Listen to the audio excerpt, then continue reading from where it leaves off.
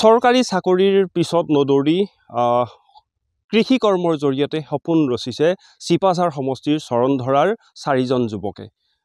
ক'ব লাগিব যে ষ্ট্ৰবেৰী খেতি, বগৰী খেতি, কুঁহিয়াৰ খেতি আৰু ধান খেতিক লৈ তেওঁলোকে এই কৃষি কাৰ্য চলোৱা পৰিলক্ষিত হৈছে। মই অকণমান সেই পৰিৱেশ দেখুৱাম। এয়া হৈছে ষ্ট্ৰবেৰী খেতি আৰু ক'ব লাগিব যে আজি 4 বছৰ আগৰ পৰাই এওঁলোকে এই খেতিৰ লগত জড়িত হৈ আছে। অকল ষ্ট্ৰবেৰী খেতিয়েই নহয়, ইয়াত আচলতে বিভিন্ন ধৰণৰ তেওঁলোকে খেতি কৰি নিজকে স্বাৱলম্বিতাৰ পথ বুটলিবলৈ সক্ষম হৈছে। আৰু মই কথা পাতিম। আৰু আপুনি দাদা, আপোনাৰ ওচৰলৈ আহিছোঁ। আপুনি অভিনয়ো কৰিছিলে। অভিনয়ৰ জৰিয়তে ইমানবিলাক চিন্তা যে কৰিছে, কেনেকৈ সম্ভৱ? হয়, নমস্কাৰ। মই দ্বিজেন নাথ। মই চৰণধৰা গাঁৱৰ এজন যুৱক। মোৰ লগত এয়া নিত্যানন্দ নাথ, তাৰপিছত তপন নাথ আৰু হৰিচন্দ্ৰ নাথ। আমি 4জনে লগ হৈ আজিৰ পৰা প্ৰায় 3 বছৰ আগতে এই ফাৰ্মখনৰ পৰিকল্পনা কৰিছিলোঁ। কিয়নো মই থিয়েটাৰত অভিনয় কৰিছিলোঁ, অসমৰ ভ্ৰাম্যমাণ থিয়েটাৰৰ লগত জড়িত আছিলোঁ। প্ৰায় 13 বছৰ মই অসমৰ বিভিন্ন ভ্ৰাম্যমাণ থিয়েটাৰত অভিনয় কৰিছোঁ। লকডাউনৰ সময়ৰ পৰা মই ঘৰত থাকিলোঁ। তেতিয়াই মই সিদ্ধান্ত লৈছিলোঁ মই আচলতে কৃষি কাৰ্যৰ লগত জড়িত হ'ব লাগে। কিয়নো কৃষি কাৰ্যত আজিকালি যথেষ্ট সুবিধা। এজন যুৱক নিবনুৱা এজন স্বাৱলম্বী হোৱাৰ 100% আশা দেখা যায়। কিয়নো চৰকাৰে বা বিভিন্ন পৰ্যায়ত আঁচনিবিলাক ইমপ্লিমেণ্ট কৰি আছে। যদি সেই আঁচনিবিলাক ধৰি পেলাই আমি কাম কৰি যাব পাৰোঁ, তেতিয়াহ'লে মোৰ লগতে আৰু 10জন ল'ৰা আমি উপকৃত হ'ব পাৰিম বুলি ভাবিয়ে আমি আলোচনা কৰি 4জনে এই কৃষি ফাৰ্মখনৰ আৰম্ভণি কৰিছিলোঁ। ইয়াত মাটি নাছিলে। মাটিখিনি চৰণধৰা বৰনামঘৰ সমাজৰ মাটি। চৰণধৰা বৰনামঘৰ সমাজৰ পৰা আমি লিজত ল'লোঁ। মাটিখিনি লিজত লৈ আজি 3 বছৰে খেতি কৰি আছোঁ। প্ৰথম আমি আৰম্ভ কৰিছিলোঁ ষ্ট্ৰবেৰী খেতি, তাৰপিছত মালভোগ কল, সৰিয়হ, আলু, বগৰী, ধান, মাকৈ, কুঁহিয়াৰ এইখিনি লৈ পেলাই আমি আৰম্ভ কৰিছোঁ। আৰু লগতে আমাৰ মীন পালনটো আছে। এনেকৈ চলি আছে। আৰু আপোনালোকৰ এতিয়া মই দেখিছোঁ যিটো ষ্ট্ৰবেৰী খেতি, এই ষ্ট্ৰবেৰী খেতি আপোনালোকে কিমান লগাইছে আৰু ইয়াত লাভ কিমান হয়? ষ্ট্ৰবেৰী খেতি আমি 3 বছৰ হ'ল কৰি থকা। এইবছৰ আমি এবিঘা মাটি ষ্ট্ৰবেৰী খেতি কৰিছোঁ। এবিঘা মাটি ষ্ট্ৰবেৰী খেতিত আমি যথেষ্টখিনি লাভান্বিত হ'ব পাৰি। এইটো 3 মাহৰ খেতি। ডিচেম্বৰত আমি পুলিটো লগাব লাগে। লাষ্টত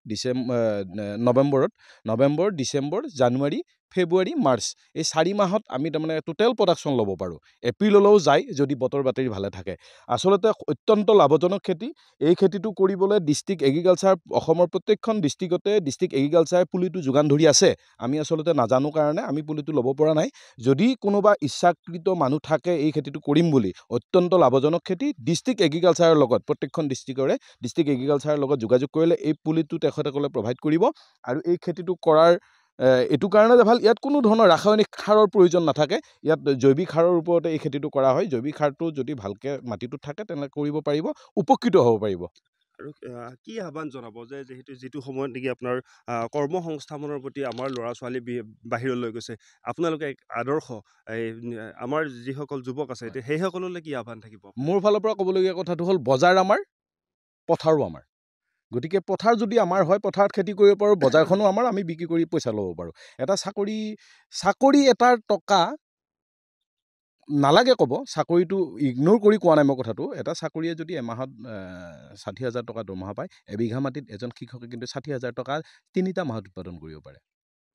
এয়া হৈছে এজন খেতিয়ক। আৰু খেতিয়কৰ কথা আমি পাতিম। আপোনাৰ ওচৰলৈ আহিছোঁ। আপুনিও এই খেতিৰ লগত জড়িত হৈ আছে। আপুনি কুঁহিয়াৰ খেতিৰ লগত যিহেতু জড়িত হৈছে, কেনেকুৱা ফলাফল কেনেকুৱা পাইছে?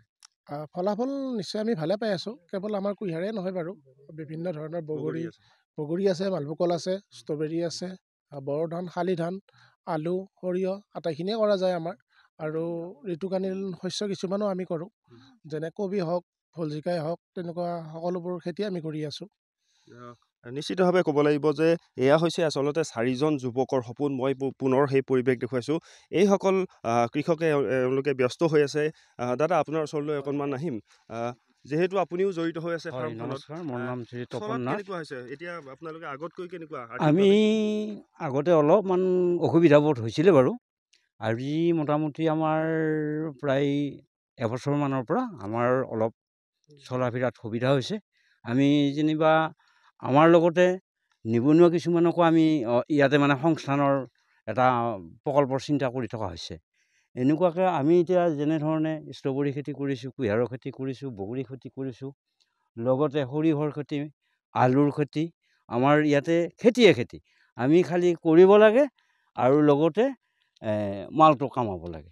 সেইটোৱে কথা হ'ল আৰু আমাৰ দাদা এইটো। আপুনি আজি 4 বছৰ আগতে যেনেকৈ আৰ্থিকভাৱে সচ্ছল আজি কেনেকুৱা আজি আপোনাৰ আজি আমাৰ যথেষ্ট আমি ভাল পৰিৱেশ এটাত উপনীত হৈছোঁ। কাৰণ যিহেতু আমি ঘৰখন চলোৱাৰ এটা সুবিধা পাইছোঁ, লগতে কিছুমান ঝাই ঝুটৰ পৰাও কিছু মুক্তকণ্ঠ হ'ব পাৰিছোঁ।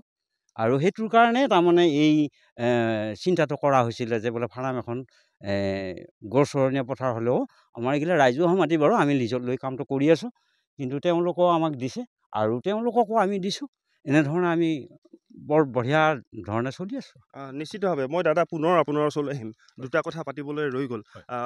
যে আপোনালোকে যিহেতু ষ্ট্ৰবেৰীটো আপোনালোকে মাৰ্কেটত হয়। বজাৰখন ক'ত হয়। ক'ত কেনেকৈ বজাৰ আছে, ষ্ট্ৰবেৰীৰ বজাৰ আজিকালি এভেইলেবল অসমত। আগতে নাছিল, বস্তুটোৰ বিষয়ে মানুহৰ জ্ঞান নাছিল বা খোৱা নাছিল কাৰণে হেৰি হোৱা নাছিল। আজিকালি লোকেল মাৰ্কেটত আমাৰ যথেষ্ট বিক্ৰী হয়। আমাৰ এই বছৰ আমি কৰা নাই, যোৱা বছৰ কিন্তু যোৱা বছৰ তাৰ আগৰ বছৰ আমাৰ ৰিলায়েন্সে মাৰ্কেটিং কৰিছিলে। খেতিও বেছি আছিলে, ৰিলায়েন্সে মাৰ্কেটিং কৰিছিলে। বালুগত আমি হ'লচেল দিব লাগে, তেজপুৰ ছাইড যায়, শ্বপিং মলবিলাকৰ কাৰণে লৈ যায় মালবিলাক। গুৱাহাটীতো গৈছিলে, গুৱাহাটীত আমি মাছখোৱাত দিওঁ, আদাবাৰীত দিওঁ, এই দুটা জেগাত দিছিলোঁ। এইবাৰ আমি মঙলদৈ, কলাইগাঁও, চিপাঝাৰলৈ গৈছে আমাৰ। চিপাঝাৰ, মঙলদৈ, কলাইগাঁও এই 3টা জেগাত আমি প্ৰডাকশ্যন দি আছোঁ আৰু এতিয়া। বৰ ভাল মাৰ্কেট, যিকোনো সময়তে এই ষ্ট্ৰবেৰীটো তাৰমানে এই ছিজনটোত বিচাৰেই তাৰমানে মানুহে খাব। নিশ্চিতভাৱে আমিও ধন্যবাদ জ্ঞাপন কৰিছোঁ। ক'ব লাগিব যে কৃষি কৰ্মৰ জৰিয়তে আচলতে স্বাৱলম্বিতাৰ যি এক অনন্য নিদৰ্শন, এই নিদৰ্শনে আপোনাৰ বাবেও সহায় হওক। আৰু যদি কোনোবা আছে এই প্ৰতিবেদন চাই, নিশ্চয় ভাবিছোঁ এই প্ৰতিবেদন চোৱাৰ পিছত তেওঁলোকে আগুৱাই আহিব আৰু কৃষি কৰ্মৰ জৰিয়তে এক আত্মনিৰ্ভৰশীলৰ যি জীয়া ছবি সেয়া বাস্তৱত পৰিণত হোৱাৰ আশা ৰাখিছোঁ।